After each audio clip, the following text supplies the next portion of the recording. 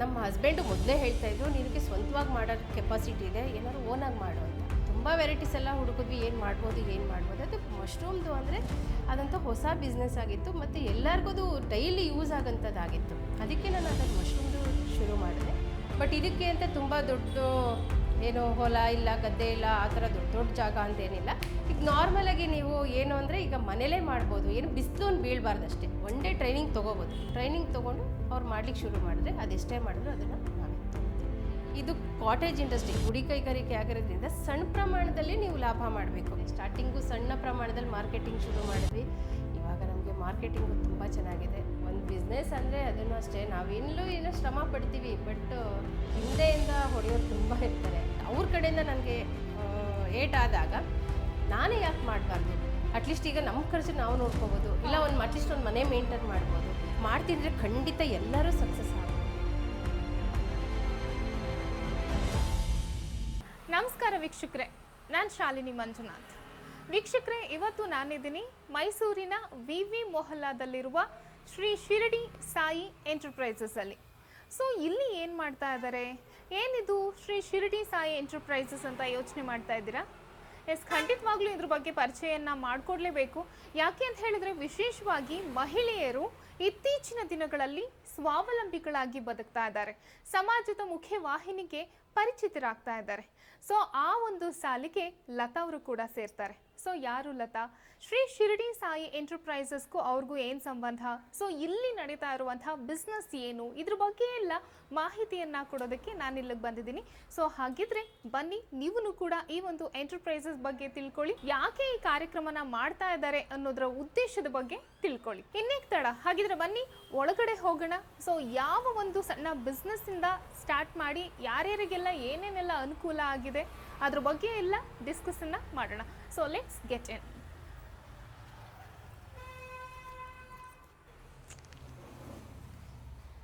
Hi, ನಮಸ್ತೆ.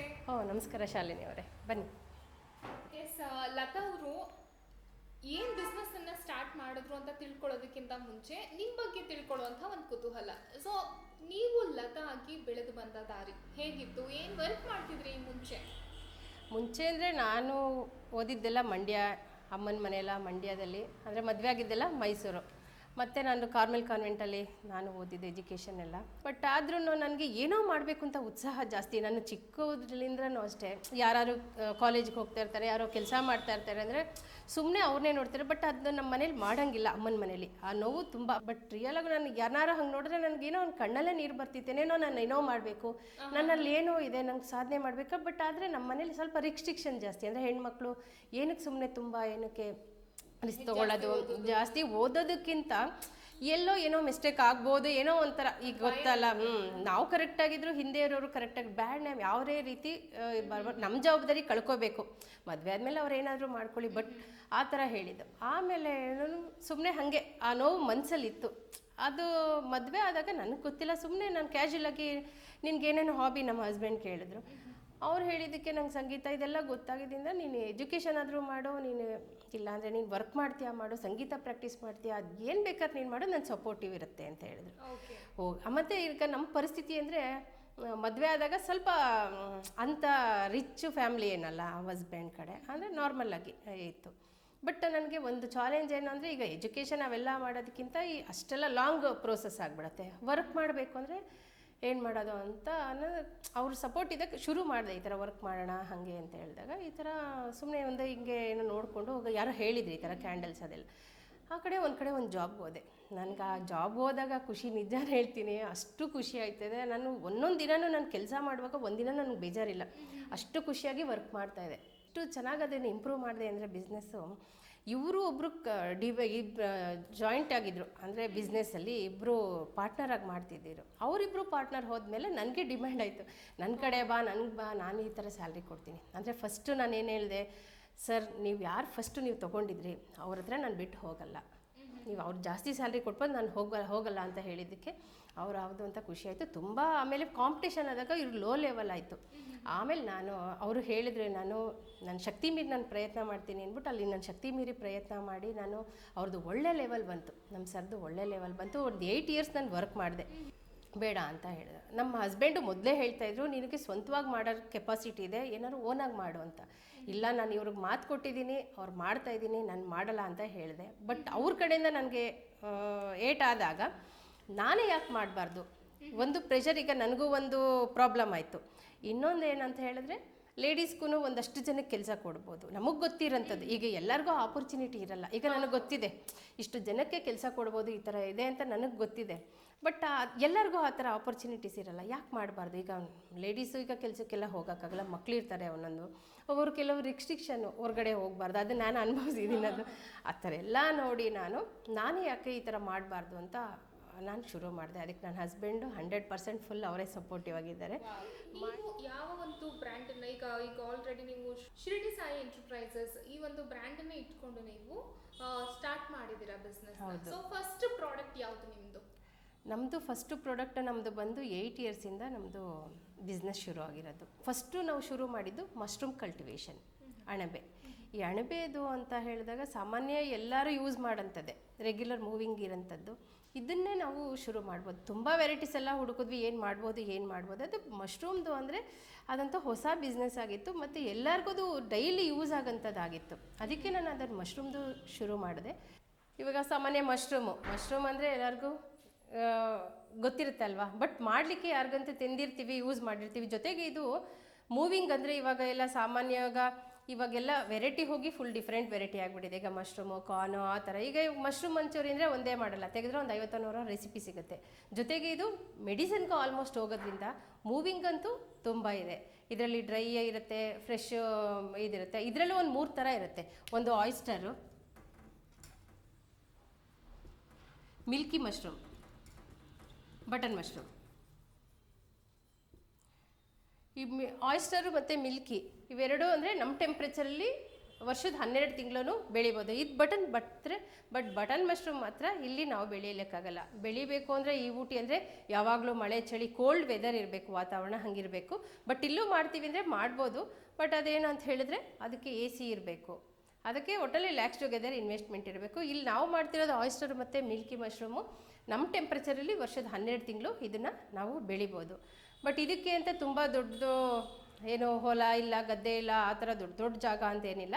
ಈಗ ನಾರ್ಮಲಾಗಿ ನೀವು ಏನು ಅಂದರೆ ಈಗ ಮನೇಲೇ ಮಾಡ್ಬೋದು. ಏನು ಬಿಸಿಲು ಒಂದು ಬೀಳಬಾರ್ದು ಅಷ್ಟೇ. ಈಗ ಒಂದು ಕಾರ್ ಶೆಡ್ ಇದೆ, ಒಂದು ರೂಮ್ ಖಾಲಿ ಇದೆ, ಒಂದು 10x10 ನೀವು ಮಾಡಲಿಕ್ಕೆ ಶುರು ಮಾಡ್ಬೋದು. ಅದಕ್ಕೆ ಏನೇನು ಬೇಕು ಅಂತ ಹೇಳಿದ್ರೆ, ಫಸ್ಟು ಅದಕ್ಕೆ ಸೀಡ್ಸ್ ಬೇಕಾಗತ್ತೆ. ಸೀಡ್ಸ್ ಅಂದರೆ ಇದಕ್ಕೆ ನಿಮಗೆ ಸೀಡ್ಸ್ ಬೇಕು. ಮತ್ತು ಏನಂದರೆ ಭತ್ತದ ಹುಲ್ಲು, ಬೇರೆದಾಗಲ್ಲ, ಭತ್ತದ ಹುಲ್ಲೇ ಬೇಕಾಗತ್ತೆ. ಭತ್ತದ ಹುಲ್ಲು ಒಂದು PP ಕವರ್ ಅಂತ ಬೇಕಾಗುತ್ತೆ. PP ಕವರು ಇದು 16x26 ಅಂತ. ಈ PP ಕವರು ಈ ಪೇಪರ್ ಪ್ಲಾಸ್ಟಿಕ್ ಗ್ಲಾಸ್ ಅಂಗಡಿಲೆಲ್ಲ ಇದು ನಿಮಗೆ ಸಿಗುತ್ತೆ. ಎಲ್ಲೂ ಸಿಕ್ಕಿಲ್ಲ ಅಂದರೆ ಏನು ಬೇಕಾದ್ರೆ ನಾವು ತರಿಸ್ಕೊಡ್ತೀವಿ. ಇವಾಗ ನಿಮಗೆ ಬೇಕಾಗಿರೋದು ಏನಂದರೆ, ಇವಾಗ ಮೇನು ಭತ್ತದ ಹುಲ್ಲು.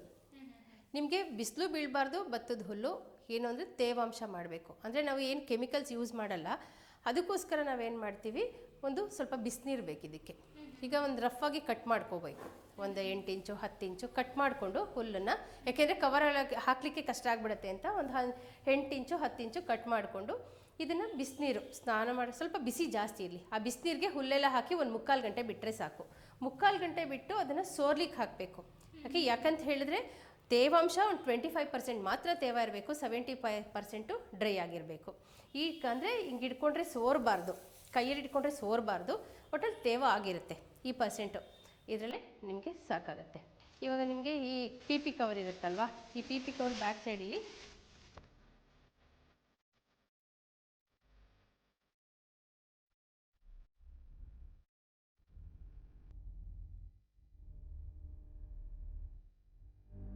ಈಗ ಒಂದು 100 ಗ್ರಾಮ್ಸ್ ಅಷ್ಟು ಹಾಕ್ಕೊಂಡ್ರೆ ಸಾಕು ಸೀಡ್ಸು.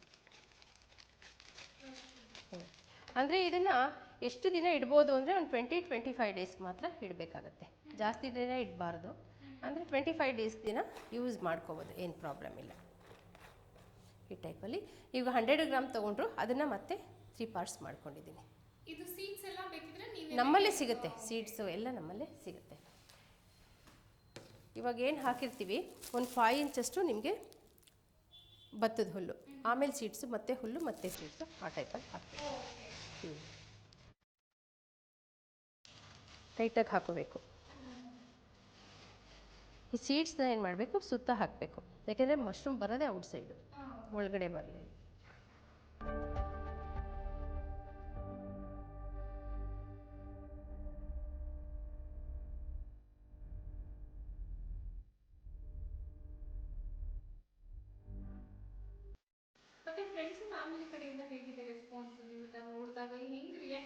ಫಸ್ಟು ಅಮ್ಮನ ಮನೇಲಿ ಹೇಳಿದ್ನಲ್ವಾ, ಫಸ್ಟು ಏನಕ್ಕೆ ಈ ಥರ ಅಂದರೆ ಸ್ಟಾರ್ಟಿಂಗ್ ಕೆಲ್ಸಕ್ಕೆ ಹೋದಾಗಲೂ ಸ್ವಲ್ಪ ಅವರು ಏನಕ್ಕೆ ಹೋಗ್ತೀಯಾ, ಯಾಕೆಂದರೆ ಏನೋ ಹೊರಗಡೆ ಹೋದಾಗ ಗಂಡ ಹೆಂಡ್ತಿಗೆ ಏನೋ ಅವ್ರ ಅಂಡರ್ಸ್ಟ್ಯಾಂಡಿಂಗು ಸರಿ ಬರಲ್ವೇನೋ ಅಂತ ಅವ್ರು ಸ್ವಲ್ಪ ಹೆದರಿದ್ರು. ಅವ್ರದ್ದು ತಪ್ಪಲ್ಲ. ಆಮೇಲೆ ಇವಾಗ ತುಂಬ ಖುಷಿ ಪಡ್ತಾರೆ ಅಮ್ಮನ ಮನೇಲಿ, ಫುಲ್ ಖುಷಿ. ನಮ್ಮ ಅತ್ತೆ ಎಲ್ಲ ಅವರು ಸಪೋರ್ಟಿವ್ ಇದ್ದಾರೆ, ಅವ್ರ ಕಡೆ ಅಂತೂ ಹೇಳಂಗೆ ಇಲ್ಲ. ಇವರು ಅಷ್ಟೇ, ಇವಾಗೆಲ್ಲ ಖುಷಿ ಇದೆ ತುಂಬ. ಅಣ್ಣಂದಿರು ಎಲ್ಲ ಫುಲ್ ಖುಷಿ.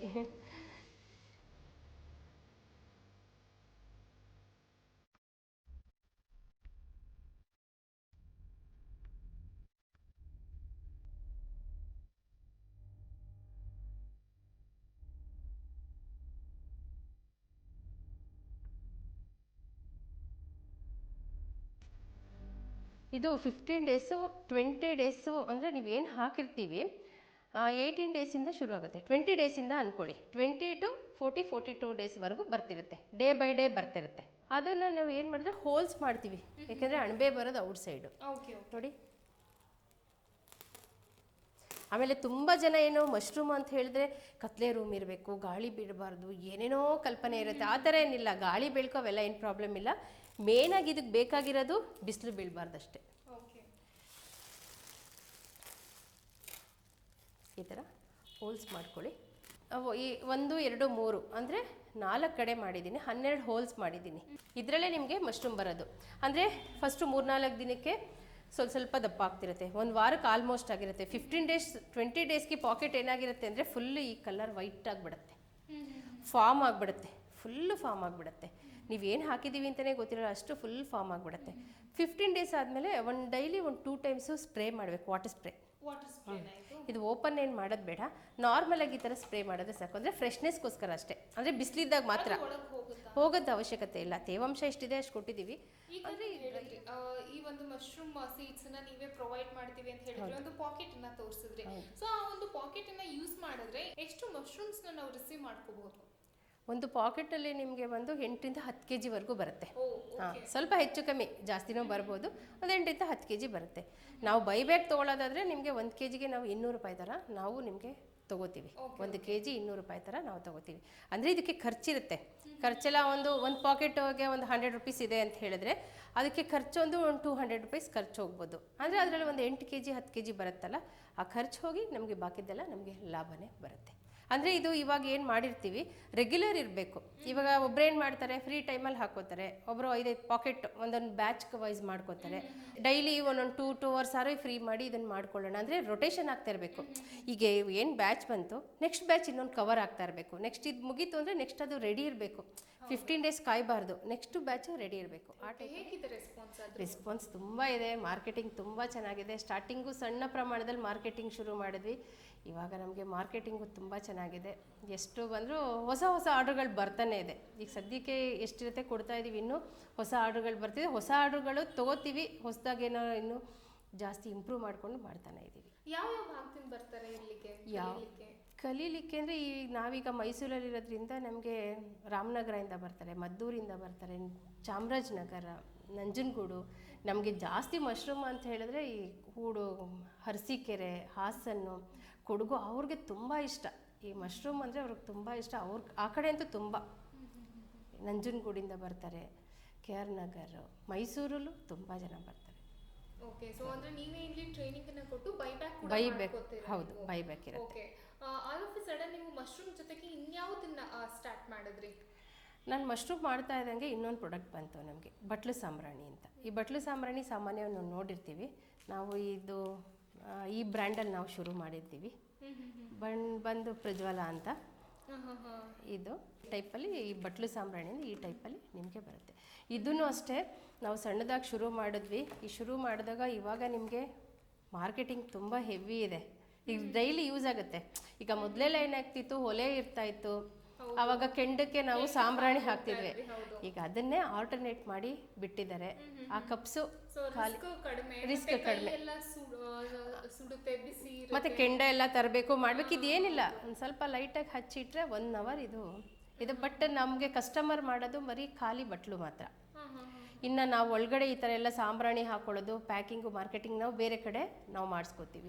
ಬಟ್ ಪ್ಯಾಕೇಜಿಂಗ್ ಬೇರೆ ಕಡೆ, ಅದು ಬೇರೆ ಯೂನಿಟ್ ಇದೆ. ಅದು ಅಂದ್ರೆ ಕಸ್ಟಮರ್ಗೆ ನೀವು ಇದನ್ನ ಇಲ್ಲೇನೆ ಹೇಗೆ ಮಾಡೋದು ಪ್ರಾಕ್ಟಿಕಲ್, ಅದಕ್ಕೂ ಟ್ರೈನಿಂಗ್ ಕೊಡ್ತೀವಿ. ಓಕೆ. ಸೊ ಇಲ್ಲಿ ಈಗ ಓನ್ ಬಿಸ್ನೆಸ್ ಅನ್ನ ಸ್ಟಾರ್ಟ್ ಮಾಡಬೇಕು ಅಂತ ಹೇಳಿದ್ರೆ, ಈಗ ಮಹಿಳೆಯರು ಇರ್ತಾರೆ ಕೆಲವರು, ಅಥವಾ ಬಿಡುವಿನ ಸಮಯದಲ್ಲಿ ನಾನು ಕೆಲಸ ಮಾಡಬೇಕು, ಅಥವಾ ಏನೋ ಅವ್ರಿಗೂ ಕೂಡ ಒಂದಷ್ಟು ಕಮಿಟ್ಮೆಂಟ್ಸ್ ಇರುತ್ತೆ, family commitments. So part time ಅಥವಾ ಫುಲ್ ಟೈಮ್ ಈ ತರ ಮಾಡ್ಕೋಬೇಕು ಅಂತ. ಸೊ ಅಂಥದಕ್ಕೆ ಅವಕಾಶಗಳು ಹೇಗಿದೆ? ಅವಕಾಶ ಅಂತ ಹೇಳಿದ್ರೆ ಅವರು ಬಂದು ಯಾರು ಬೇಕಿದ್ರೆ ಮಾಡ್ಬೋದು. ಅಂದರೆ ಅವ್ರು ಫಸ್ಟು ಟ್ರೈನಿಂಗ್ ಅಂತ ಅಟೆಂಡ್ ಆಗಬೇಕು. ಫಸ್ಟು ನಮ್ಮದು ಹೇಳ್ತೀವಿ ಈ ಥರ ಟ್ರೈನಿಂಗ್ ಇದೆ, ಈ ಥರ ಅವ್ರಿಗೇನು ಲಾಭ ಸಿಗುತ್ತೆ, ಎಷ್ಟೆಷ್ಟು ಮಾಡ್ಬೋದು, ಅದೆಲ್ಲ ಕಂಪ್ಲೀಟ್ ಒಂದು ಟ್ರೈನಿಂಗ್ ಪ್ರಾಕ್ಟಿಕಲ್ ಇರುತ್ತೆ. ಒಂದು ಬುಧವಾರ ಭಾನುವಾರ ಯಾವ ಥರ 1 day ಟ್ರೈನಿಂಗ್ ಇರುತ್ತೆ. 1 day ಟ್ರೈನಿಂಗ್ ತೊಗೋಬೋದು. ಟ್ರೈನಿಂಗ್ ತೊಗೊಂಡು ಅವ್ರು ಮಾಡ್ಲಿಕ್ಕೆ ಶುರು ಮಾಡಿದ್ರೆ ಅದೆಷ್ಟೇ ಮಾಡಿದ್ರು ಅದನ್ನು ನಾವೇ ತೊಗೋತೀವಿ.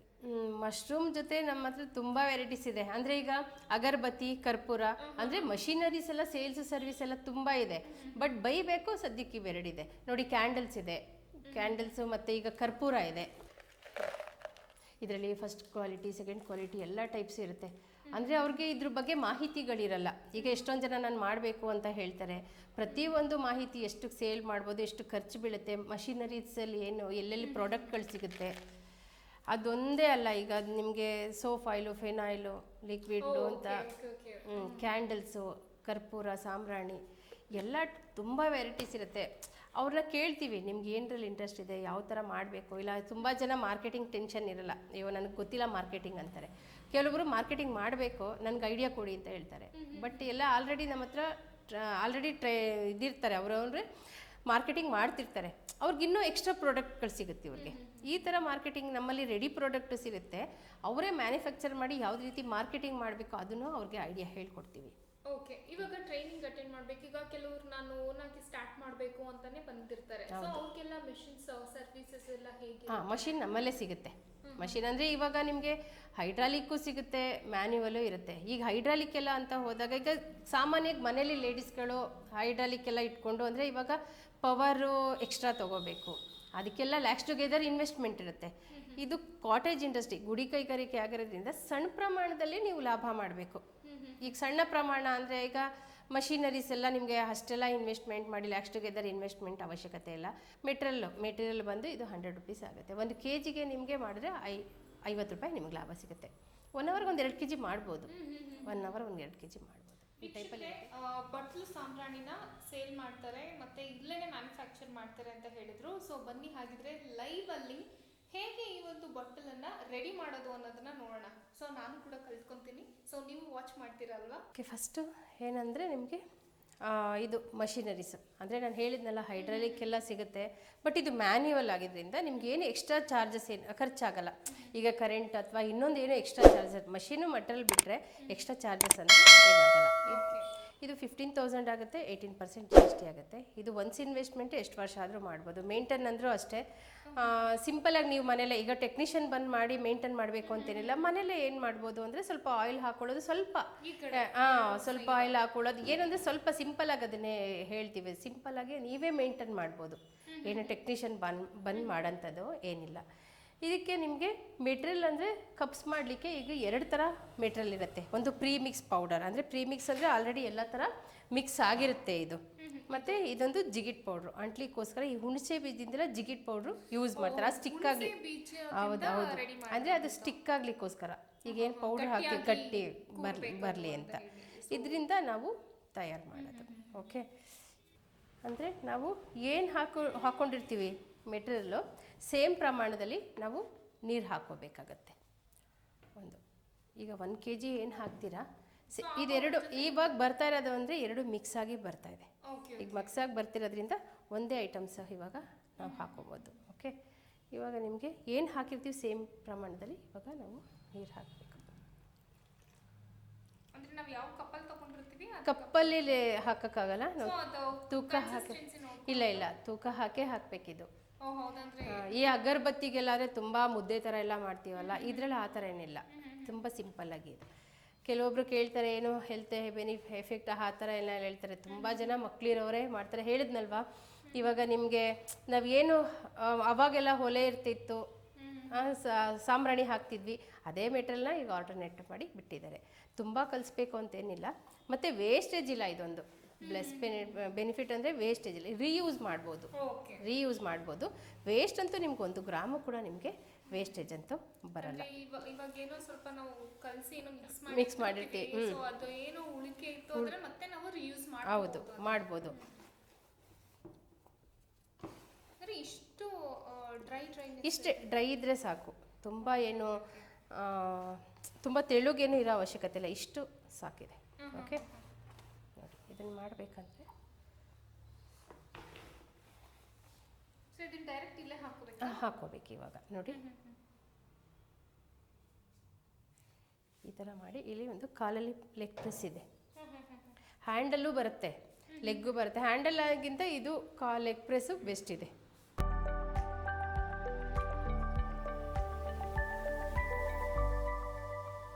ಎಷ್ಟು ಈಸಿಯಾಗಿ ಬಂದ್ಬಿಡ್ತು, 1 ನಿಮಿಷನೂ ಆಗಲಿಲ್ಲ ಅಲ್ವಾ? ಸೆಕೆಂಡ್ಗೆ ಮಾಡ್ಬೋದು, 2 ಸೆಕೆಂಡ್ 3 ಸೆಕೆಂಡ್ ಅಷ್ಟಕ್ಕೆ ಮಾಡ್ಬೋದು. ಸೊ ಪರ್ ಅವರ್ಗೆ ಎಷ್ಟಾಗುತ್ತೆ ಇದು? 1 ಅವರ್ಗೆ 2 kg ಮಾಡ್ಬೋದು. 2 kg ಮಾಡ್ಬೋದು ಅಂದರೆ ಒಂದು ಟೈಮ್ ಪಾಸ್ಗೂ ಮಾಡ್ಬೋದು.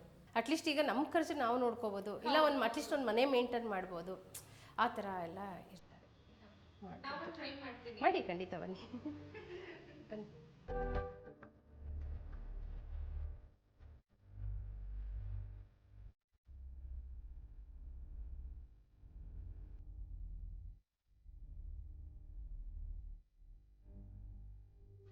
ಸೊ ಮಹಿಳೆಯರು ಯಾವುದಕ್ಕೂ ಕಮ್ಮಿ ಇಲ್ಲ, ಎಜುಕೇಶನ್ ಎಲ್ಲದಕ್ಕೂ ನಾನು ಅಷ್ಟೇ ಓದಿರ್ಬೇಕು ಇಷ್ಟೇ ಓದಿರ್ಬೇಕು ಅನ್ನುವಂಥದ್ದು ಏನು ಮ್ಯಾಟ್ರ್ ಆಗಲ್ಲ.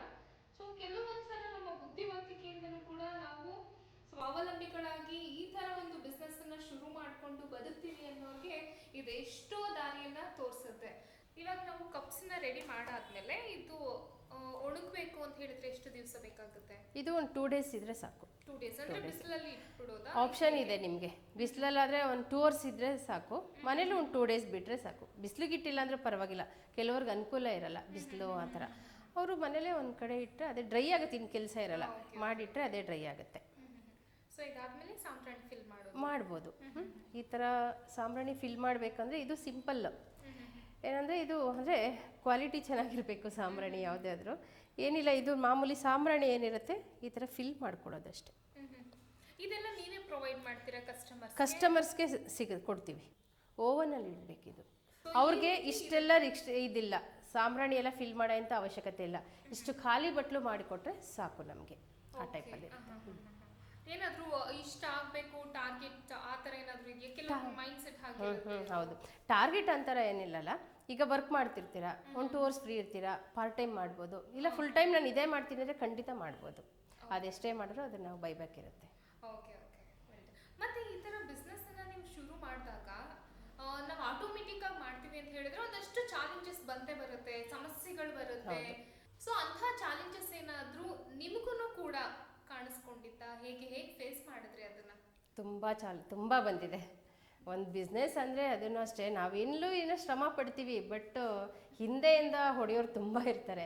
ಬಟ್ ಅದು ನನಗೆ ಗೊತ್ತಿರುತ್ತೆ, ಈ ಥರ ಬಂದೇ ಬಿಸ್ನೆಸ್ಸಲ್ಲಿ ಈ ಥರ ನಮಗೆ ಪ್ರಾಬ್ಲಮ್ಗಳು ಬೇರೆ ಕಡೆಯಿಂದೆಲ್ಲ ಕಳಿಸೋದು, ಈ ಥರ ಎಲ್ಲ ಗಲಾಟೆಗಳು ಮಾಡಿಸೋದು, ನೀವೇನೋ ಯಾವ ಟೈಪಲ್ಲಿ ಎಲ್ಲ ಥರ ಬಂದಿದ್ದಾರೆ, ನೀವು ಪರ್ಮಿಷನ್ ತೊಗೊಂಡಿದ್ದೀರಾ ಇಲ್ವಾ, ಎಲ್ಲ ನಮ್ಮದು ರೆಕಾರ್ಡೇ ಎಲ್ಲ ಪೂರ್ತಿ ಇದೆ. ಅದೆಲ್ಲ ತೋರಿಸಿದಾಗ ಸುಮಾರು ಜನ ಹಾಗೆ ಹೋಗಿದ್ದಾರೆ. ಮತ್ತು ಸುಮ್ಮನೆ ಕೂತ್ಕೊಂಡು ಏನಕ್ಕೆ ಮಾಡ್ತಿದ್ಯಾ ಆ ಥರ ಅವರೇ ಕಸ್ಟಮರ, ಅವ್ರಿಗೇ ಏನಕ್ಕೆ ನೀನು ಮಾಡ್ತೀಯಾ, ಇಂಟ್ರೆಸ್ಟ್ ಇದ್ದರೆ ಮಾಡು, ಇಲ್ಲಾಂದರೆ ಹೋಗಿ. ತುಂಬ ಜನ ತುಂಬ ಕಳಿಸಿದ್ದಾರೆ, ಅದನ್ನೆಲ್ಲ ನಾನು ಫೇಸ್ ಮಾಡಿದ್ದೀನಿ. ಓಕೆ, ಅದು ಮಾಡಿದ್ರೆ ಅಲ್ಲ. ಸೊ ಬಟ್ ಈ ಥರ ಆದ್ರೂ ನಾರ್ಮಲ್ ಆಗಿ ನಾವು ಏನು ಹೇಳ್ತೀವಿ ಅಂದರೆ ಒಂದು ಗಂಡಿನ ಯಶಸ್ಸಿನ ಹಿಂದೆ ಒಂದು ಹೆಣ್ಣು ಇರ್ತಾಳೆ ಅಂತ. ಇದರಲ್ಲಿ ನಿಮ್ಮ ಕೇಸಲ್ಲಿ ತುಂಬಾ ಕೇಸಸ್ ಅಲ್ಲಿ ಈಗ ತಮ್ಮ ಮನೆಯವರು ಇರಬಹುದು ಮತ್ತೆ ಹಸ್ಬೆಂಡ್ ಇರಬಹುದು ತುಂಬಾನೇ ಸಪೋರ್ಟಿವ್ ಆಗಿದ್ರಂತೂ ಲೈಫಲ್ಲಿ ಏನ್ ಬೇಕಾದ್ರೂ ಅಚೀವ್ ಮಾಡಬಹುದು. ಹೌದು. ಸೊ ಮನೆಯಲ್ಲಿ ಎಷ್ಟು ಜನ ಇದ್ದೀರಾ ನೀವು? ನಾವು ಬಂದು ಹಸ್ಬೆಂಡು ನಾನು ಮಗಳು 3 ಜನ. ಓಕೆ. ಬಟ್ ಅದೇ ಹೇಳಿದ್ನಲ್ಲ, ನಾನು ಮದುವೆ ಆದಾಗಿಂದನೂ ಇದುವರೆಗೂ ಇನ್ನು ಮುಂದೇನೂ ಕೂಡ ನಮ್ಮ ಹಸ್ಬೆಂಡ್ ಸಪೋರ್ಟ್ ಇದ್ದೇ ಇರುತ್ತೆ. ಅವ್ರ ಸಪೋರ್ಟಿಂದನೇ ನಾನು ಇವಾಗ ಹೇಳಿದ್ರಲ್ಲ ಫುಲ್ ಉಲ್ಟಾ, ಗಂಡಸರಿದೆ ಹೆಂಗಸರ ಸಪೋರ್ಟು. ಈಗ ನಮ್ದೇನಿರುತ್ತೆ, ನಾನು ಏನೇ ಇವಾಗ ಮಾಡಿದ್ರು ಅವ್ರು ಖಂಡಿತ ಅವ್ರದ್ದು 100% ಸಪೋರ್ಟ್ ಅಂತೂ ಇದ್ದೇ ಇರುತ್ತೆ. ಬಟ್ ಅಂದರೆ ಈಗ ಪರಿಸ್ಥಿತಿಗಳು ಹಾಗೆ ಇರುತ್ತೆ. ಇವಾಗ ನಾವು ಏನೋ ಒಂದು ಅಚೀವ್ ಮಾಡಬೇಕು, ಬಟ್ ಏನೋ ಅಂದಾಗ ಸ್ಟಾರ್ಟಿಂಗಲ್ಲಿ ಅವಮಾನಗಳೆಲ್ಲ ಇದ್ದೇ ಇರುತ್ತೆ. ಈ ಥರ ಇದ್ದಾರೆ ಹಾಗೆ ಹೀಗೆ ಅಂತ ಹೇಳಿದಾಗ ಅದು ನಮಗೂ ಮೆಂಟಲಿ ಎಲ್ಲ ಬಿದ್ದಿರುತ್ತೆ. ಇಷ್ಟು ನಾನು ಈ ಥರ ಬರಲೇಬೇಕು, ನಾನು ಈಗ ಸುಮ್ಮನೆ ಕೂತ್ಕೊಂಡ್ರು ಅಷ್ಟೇ ಏನು ಮಾಡ್ಬೋದು ಅದನ್ನು ಥಿಂಕ್ ಮಾಡ್ತೇನೆ. ಈಗ ಆಲ್ರೆಡಿ ನೆಕ್ಸ್ಟು ಪ್ರಾಡಕ್ಟು ಅಷ್ಟೇ, ಏನೋ ಒಂದು ಮಾಡೋಣ ಅಂತ ಇವಾಗ ಒಂದು ಯಾವುದೋ ಸರ್ಚ್ ಮಾಡ್ತಾ ಇದ್ದೀವಿ. ಆಲ್ರೆಡಿ 90% ಆಗಿದೆ. 100% ಆದಮೇಲೆ ನಿಮಗೆ ರಿವೀಲ್ ಮಾಡ್ತೀನಿ. ಸೊ ಎಷ್ಟು ವರ್ಕರ್ಸ್ ಇದ್ದಾರೆ ನಿಮ್ಮಲ್ಲಿ? ಇಲ್ಲಿ ವರ್ಕರ್ಸ್ ಅಂದರೆ ಇಲ್ಲಿ ನಮ್ಮಲ್ಲಿ ವರ್ಕರ್ಸ್ ಇದ್ದಾರೆ, ಒಂದು 4-5 ಮೆಂಬರ್ಸ್ ಇಲ್ಲಿ ಇದ್ದಾರೆ ಆಫೀಸಲ್ಲಿ. ಮತ್ತು ಇಲ್ಲಿ ಪ್ಯಾಕಿಂಗ್ಗೆ ಅಂತ ಬೇರೆ ಸೆಕ್ಷನ್ ಅಲ್ಲಿ ನಾವು ಕೊಡ್ತೀವಿ. ಮತ್ತು ಡೀಲರ್ಸು, ಡಿಸ್ಟ್ರಿಬ್ಯೂಟರ್ಸು ತುಂಬ ಜನ ಇದ್ದಾರೆ. ನಾವು ಇಷ್ಟೊಂದು ಮಾತ್ರ ಹಿಂಗೆ ಕಾಣಿಸ್ತೀವಿ, ಬ್ಯಾಕ್ಗ್ರೌಂಡು ತುಂಬ ಜನ ಇದಕ್ಕೆ ವರ್ಕ್ ಮಾಡ್ತಾರೆ. Okay okay. ಯಾಕೆಂದರೆ ಇದು ಮಾರ್ಕೆಟಿಂಗ್ ಮಾಡಬೇಕು, ಆರ್ಡರ್ಗಳು ತೊಗೋಬೇಕು, ಅದು ಬರಬೇಕು, ಅದು ಕಳಿಸ್ಕೊಡ್ಬೇಕು, ತುಂಬ ಟ್ರಾನ್ಸ್ಪೋರ್ಟು ಎಲ್ಲ ತುಂಬ ಜನ ಇದ್ದಾರೆ. ಕೆಲವೊಂದು ಟ್ರಾನ್ಸ್ಪೋರ್ಟ್ ಬರುತ್ತೆ, ಅದನ್ನೇನು ಡಿಸ್ಪ್ಯಾಚ್ ಮಾಡಬೇಕು, ಎಲ್ಲ ತುಂಬ ಇದ್ದಾರೆ ತುಂಬ ಜನ. ನಿಮ್ಮ ಹಾಗೇನೆ ಒಂದಷ್ಟು ರಿಸ್ಟ್ರಿಕ್ಷನ್ಸ್ ಇಂದ ಬೆಳೆದು ಆಚೆ ಬಂದು ಒಂದು ಫ್ಯಾಮಿಲಿ ಸಪೋರ್ಟಿಂದಾಗಿ ಸೊ ಇಷ್ಟೆಲ್ಲ ನೀವು ಬಿಸ್ನೆಸ್ ಅನ್ನ ಮಾಡಿಕೊಂಡು ಟ್ರೈನಿಂಗ್ ಅನ್ನ ಕೊಟ್ಕೊಂಡು ಒಂದಷ್ಟು ಜನರಿಗೆ ಉದ್ಯೋಗನ ಕಲ್ಪಿಸ್ಕೊಟ್ಟಿದ್ದೀರಾ. ಸೊ ನಿಮ್ಮ ಹಾಗೇನೆ ಆಸೆ ಆಕಾಂಕ್ಷೆಗಳನ್ನು ಇಟ್ಕೊಂಡಿರುವಂತಹ ಮಹಿಳೆಯರಿಗೆ ಈ ಒಂದು ಕಾರ್ಯಕ್ರಮದ ಮೂಲಕ ಏನು ಹೇಳಲಿಕ್ಕೆ ಇಷ್ಟಪಡ್ತೀರಾ? ಫಸ್ಟ್ ಅಂದರೆ ಅವ್ರಿಗೆ ಇಂಟ್ರೆಸ್ಟ್ ಇರಬೇಕು. ಈಗ ನಾನು ಮಾಡ್ತೀನಿ ಅನ್ನೋ ಛಲ ಇದ್ದರೆ ಖಂಡಿತ ಸಾಧ್ಯ ಆಗುತ್ತೆ. ಯಾಕಂದರೆ ನಾನು ಸುಮ್ಮನೆ ಕೂರ್ರೆ ಏನೂ ಬರಲ್ಲ. ಈಗ ಮಾಡ್ತೀನಿ ಅಂತ ನಮಗೆ ಫಸ್ಟು ಆಸೆ ಬಂದು ನಾವು ಮಾಡ್ತೀವಿ ಅಂದರೆ ಪ್ರತಿಯೊಂದು ನಿಮಿಷನೂ ನಾವು ತುಡಿತಾ ಇರಬೇಕು, ಇದು ಮಾಡಬೇಕು ಅಂತ ಹೇಳಿದಾಗ ಏನೋ ಮಾಡ್ತೀನಿ ಏನೋ ಬಿಡ್ತೀನಿ ಅನ್ನೋದಕ್ಕಿಂತ ನಾವು ಯಾವಾಗಲೂ ಅದಕ್ಕೆ ಫೋಕಸ್ ಮಾಡ್ತೀನಿ ಅಂದರೆ ಖಂಡಿತ ಎಲ್ಲರೂ ಸಕ್ಸಸ್ ಆಗ್ಬೋದು. ಅದರಲ್ಲಿ ಸಪೋರ್ಟು ಅಂತ ಹೇಳಿದ್ರೆ, ನೀವು ಏನೋ ಒಂದು ಸಣ್ಣದಾಗಿ ಶುರು ಮಾಡ್ತೀರಂದರೆ ಮನೆಯವ್ರು ಖಂಡಿತ ಸಪೋರ್ಟ್ ಕೊಡ್ತಾರೆ. ಅವರು ಕೊಟ್ಟೇ ಕೊಡ್ತಾರೆ. ಈಗ ನಾವು ಶುರು ಮಾಡ್ತೀರಿ, ಏನೋ ಒಂದು ಒಳ್ಳೇದಾಗ್ತಿದೆ ಅಂದರೆ ಇವಾಗಿನ ಕಾಲದಲ್ಲಿ ಯಾರೂ ಮನೇಲಿ ಕೂತ್ಕೊಳ್ಳಿ ಅಂತ ಹೇಳಲ್ಲ. ನೀವು ಮಾಡ್ತೀರಾ, ಇದರಿಂದ ನಮ್ಗೆ ಒಳ್ಳೇದಾಗ್ತಿದೆ ಒಂದು ಅಂತ ಹೇಳಿದ್ರೆ ಖಂಡಿತ ಮನೇಲಿ ಸಪೋರ್ಟ್ ಸಿಗುತ್ತೆ. ಖಂಡಿತ ಮಾಡಿ, ಪ್ರಯತ್ನ ಎಲ್ಲರೂ ಮಾಡಬೇಕು, ಎಲ್ಲ ಚೆನ್ನಾಗಿರ್ಬೇಕು ಲೇಡೀಸ್ ಎಲ್ಲ ಅಷ್ಟೇ. Thank you madam. ಇಷ್ಟೊತ್ತು ನಮ್ಮ ಕಾರ್ಯಕ್ರಮದಲ್ಲಿ ನೀವು ಭಾಗವಹಿಸಿದ್ರಿ, ಮಾತನಾಡಿದ್ರಿ. ಸೊ ಲೈವಲ್ಲಿ ಹೇಗೆ ನಾವು ಆ ಒಂದು ಕಪ್ಸನ್ನು ಮಾಡೋದು, ಒಂದು ಬಟ್ಲು ಸಾಂಬ್ರಾಣಿನ ಹೇಗೆ ನಾವು ತಯಾರು ಮಾಡೋದು, ಮತ್ತು ಇನ್ನೊಂದು ಮಶ್ರೂಮ್ ಸೀಡ್ಸಿಂದ ಹೇಗೆ ನಾವು ಈ ರೀತಿಯಾದಂತಹ ಒಂದು ಲೈವಲ್ಲಿ ನೋಡ್ಕೊಂಡು ಬರೋದಾಗಿರ್ಬೋದು, ಆ ಒಂದು ಪಾಕೆಟ್ಸನ್ನು ಯೂಸ್ ಮಾಡಿ ಸೊ ಓನ್ ಬಿಸ್ನೆಸ್ಸನ್ನು ಮಾಡಬೇಕು ಅಂತ ಹೇಳಿದ್ರೆ ನಾವು ಹೇಗೆಲ್ಲ ತಯಾರಿಯನ್ನು ನಡೆಸ್ಕೋಬೇಕಾಗುತ್ತೆ. ಸೊ ಸಣ್ಣ ಪುಟ್ಟ ಐಡಿಯಾಗಳಿಂದನೇ ದೊಡ್ಡ ಮಟ್ಟಕ್ಕೆ ನಾವು ಸಾಧ್ಯ ಆಗುತ್ತೆ. ಸೊ ಇನ್ನಷ್ಟು ನಿಮ್ಮ ಶ್ರೀ ಶಿರಡಿ ಸಾಯಿ ಎಂಟರ್ಪ್ರೈಸಸ್ ಇನ್ನಷ್ಟು ಹೆಸರನ್ನ ಮಾಡಲಿ, ಬೇರೆ ಬೇರೆ ರಾಜ್ಯಕ್ಕೂ ಕೂಡ ಹೆಸರುವಾಸಿ ಆಗಲಿ, ಇನ್ನಷ್ಟು ಮಹಿಳೆಯರಿಗೆ ನೀವು ಸ್ಫೂರ್ತಿಯಾಗಲಿ ಅಂತ ಹೇಳಿ ನಾನು ಆಶಿಸ್ತೀನಿ. Thank you so much. Thank you. ನೋಡಿದ್ರಲ್ಲ ವೀಕ್ಷಕರೇ, ಮಹಿಳೆಯರು ಮನಸ್ಸು ಮಾಡಿದ್ರೆ ಏನು ಬೇಕಾದರೂ ಮಾಡಬಹುದು. ಅದ್ರ ಜೊತೆಗೆ ಒಂದು ಹೆಣ್ಣಿನ ಯಶಸ್ಸಿನ ಹಿಂದೆ ಗಂಡು ಇದ್ದಾನೆ ಅನ್ನೋದು ಕೂಡ ಈ ಕಾರ್ಯಕ್ರಮದ ಮೂಲಕ ಸತ್ಯ ಆಗಿದೆ. ಹೌದು, ಎಷ್ಟೋ ಫ್ಯಾಮಿಲಿ ಮೆಂಬರ್ಸ್ಗೆ, ಎಷ್ಟೋ ಫ್ಯಾಮಿಲಿಗಳಲ್ಲಿ ನಾವು ನೋಡೋದಾದ್ರೆ ರಿಸ್ಟ್ರಿಕ್ಷನ್ಸ್ ಜೊತೆ ಸಪೋರ್ಟಿವ್ ಆಗಿನೂ ಕೂಡ ಇರ್ತಾರೆ ಅನ್ನೋದಕ್ಕೆ ಇದು ಒಂದು ಉದಾಹರಣೆ ಅಂತ ಹೇಳಿದ್ರೆ ತಪ್ಪಾಗ್ಲಿಕ್ಕಿಲ್ಲ.